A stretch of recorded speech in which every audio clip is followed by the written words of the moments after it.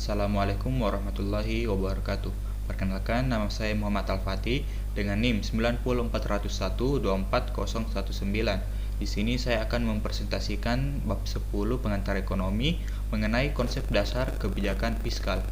Nah, yang pertama itu definisi kebijakan fiskal.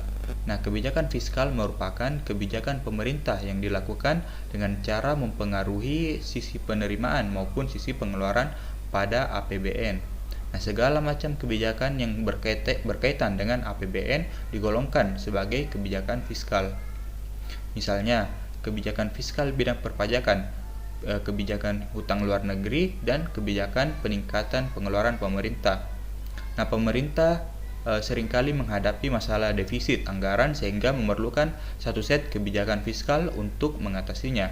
Ada beberapa sumber pembiayaan defisit anggaran, diantaranya yaitu pajak, mencetak uang baru, pinjaman masyarakat dalam negeri, pinjaman masyarakat luar negeri.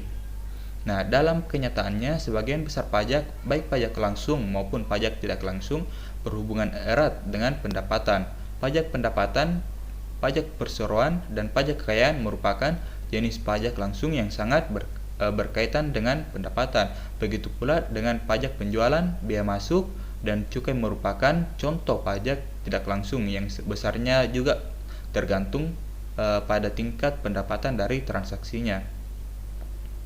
Nah, karena pajak berkaitan dengan pendapatan, maka penerimaan pemerintah dari pajak sangat tergantung pada tingkat pendapatan masyarakat. Pajak dalam alur perputaran ekonomi digolongkan sebagai variabel kebocoran, sehingga bila pemerintah ingin meningkatkan penerimaan pemerintah dari pajak, maka konsekuensinya adalah makin tingginya kebocoran. Materi selanjutnya yaitu tujuan kebijakan fiskal. Nah, melalui definisi kebijakan fiskal, sebenarnya sudah bisa diketahui apa tujuan dibuatnya kebijakan fiskal. Namun secara komprehensif, kebijakan fiskal bisa dijabarkan sebagai berikut. Nah, yang pertama itu meningkatkan kebijakan. Nah, salah satu tujuan utama kebijakan fiskal adalah untuk merangsang pertumbuhan ekonomi dengan mengatur tingkat pengeluaran pemerintah dan pajak. Peningkatan pengeluaran pemerintah atau pemotongan pajak dapat meningkatkan belanja konsumen dan investasi, yang pada gilirannya dapat meningkatkan aktivitas ekonomi dan menciptakan lapangan kerja. Nah, yang kedua yaitu meningkatkan kualitas SDM dan menekan angka pengangguran. Nah, kualitas SDM dan angka pengangguran tentu mempengaruhi pendapatan nasional secara langsung, dan bukan hal yang mustahil pertumbuhan ekonomi akan melambat. Hal itu karena dengan adanya pengangguran, maka daya beli masyarakat akan menurun, yang berdampak langsung pada pertumbuhan ekonomi. Selain itu, kualitas sumber daya manusia juga mempengaruhi pertumbuhan ekonomi. Kualitas sumber daya manusia yang baik menjadi investasi negara, terutama dalam rangka meningkatkan pertumbuhan ekonomi melalui inovasi dan ketenagakerjaan. Nah, yang ketiga itu memastikan stabilitas harga. Nah, turunnya harga barang mampu memberikan dampak bagi sektor swasta. Namun, harga yang meningkat juga menciptakan inflasi.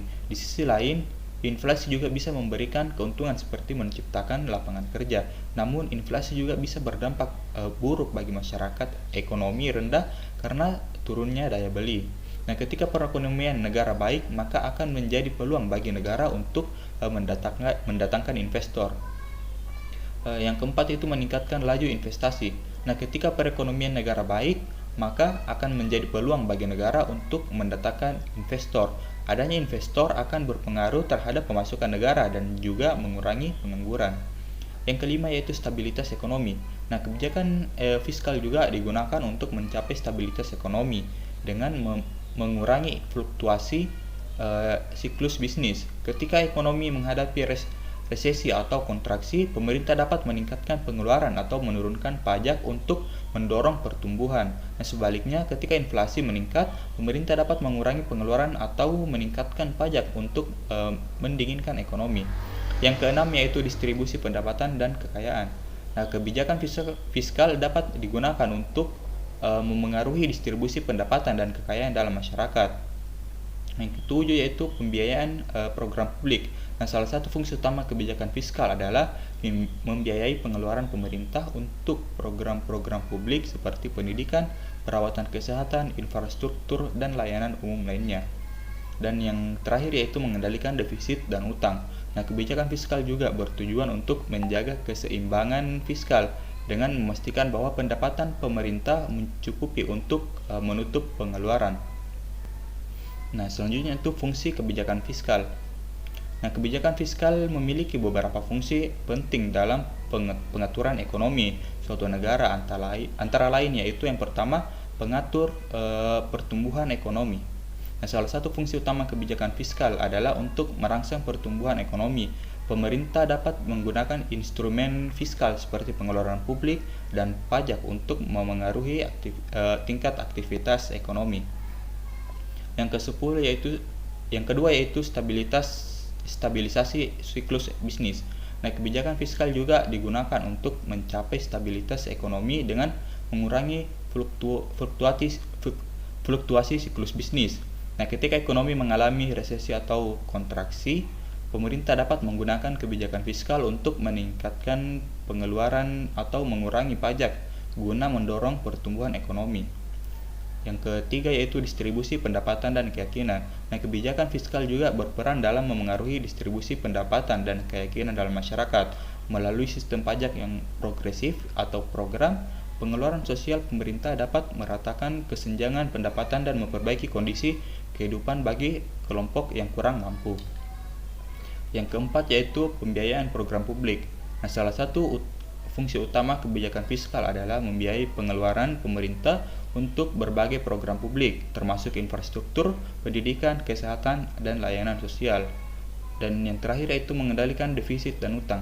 Nah, kebijakan fiskal juga bertujuan untuk menjaga keseimbangan fiskal dengan memastikan bahwa pendapatan pemerintah mencukupi untuk menutup pengeluaran. Materi selanjutnya yaitu jenis-jenis kebijakan fiskal. Nah, kebijakan fiskal adalah kebijakan pemerintah yang terbagi menjadi beberapa kategori. Nah, berikut beberapa kategorinya, yaitu yang pertama dari segi teoritis. Nah, dari segi teoritis, jenis kebijakan fiskal di Indonesia terbagi menjadi 3, yaitu yang pertama kebijakan fiskal fungsional, yaitu kebijakan yang diambil dengan meningkatkan kualitas ekonomi secara makro dengan dampak yang baru terlihat dalam jangka panjang. Yang kedua yaitu kebijakan fiskal disengaja atau terencana, yaitu kebijakan manipulasi antar anggaran negara. Fungsi kebijakan fiskal satu ini adalah untuk menghadapi masalah tertentu, misalnya pandemi dan krisis ekonomi.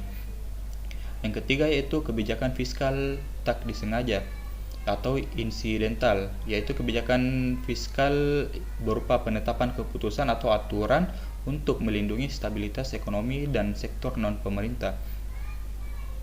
Nah, jenis yang kedua yaitu dari segi penerapan.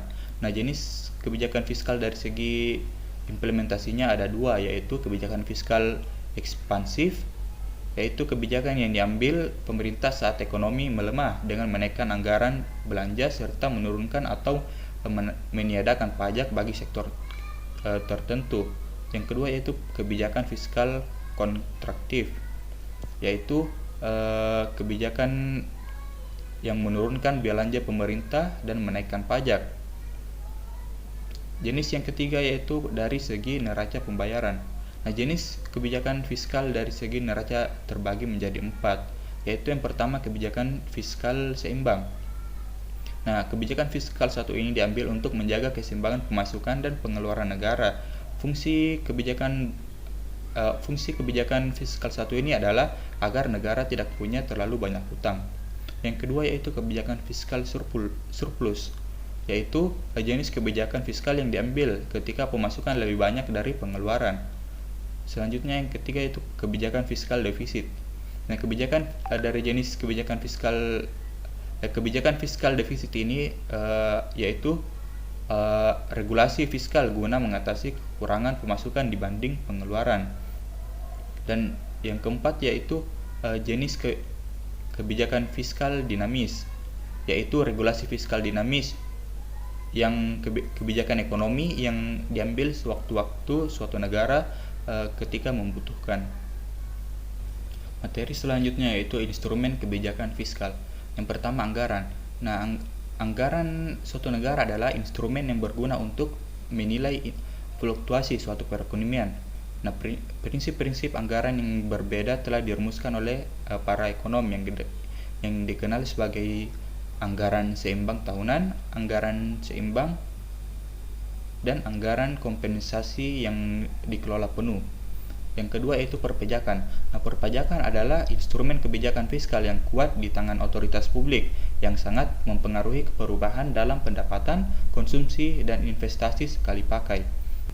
Yang ketiga itu pengeluaran publik. Nah, partisipasi aktif pemerintah dalam kegiatan ekonomi telah membawa belanja publik ke garis depan di antara alat-alat fiskal. Variasi yang tepat dalam pembelanjaan publik dapat memiliki efek yang lebih langsung pada tingkat kegiatan ekonomi daripada pajak seperti contoh barang kena pajak. Yang keempat yaitu pekerjaan umum. Ada dua bentuk pengeluaran yaitu pekerjaan umum dan pembayaran transfer. Nah, pekerjaan umum adalah barang tahan lama, terutama struktur tetap yang diproduksi oleh pemerintah. Mereka termasuk pengeluaran untuk pekerjaan umum seperti jalan, rel kereta api, sekolah, taman, gedung bandara, dan lain-lain. Pembayaran transfer yaitu pembayaran seperti bunga atas utang publik, subsidi, pensiun, pembayaran bantuan, dan lain-lain. Nah, selanjutnya itu utang publik. Nah, utang publik adalah senjata fiskal yang bagus untuk melawan inflasi dan deflasi. Ini membawa stabilitas ekonomi dan pekerjaan penuh dalam ekonomi seperti faktor penyebab kesenjangan ekonomi. Nah, itulah tadi pemaparan materi dari saya. Lebih dan kurangnya mohon dimaafkan. Wabillahi taufiq wal hidayah. Wassalamualaikum warahmatullahi wabarakatuh.